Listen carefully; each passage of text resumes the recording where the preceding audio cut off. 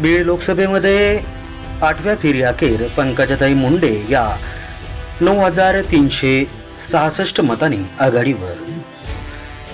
बीड लोकसभेच्या मतमोजणीस दिनांक 4 जून रोजी सकाळी 8 वाजल्यापासून सुरुवात झाली.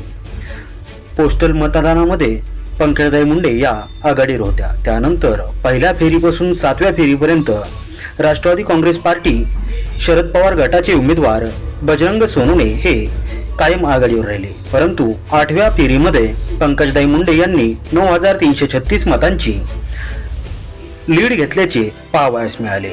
यावेळी मोठ्या संख्येने हा बदल एकाच फेरीमध्ये पाहावयास मिळाला.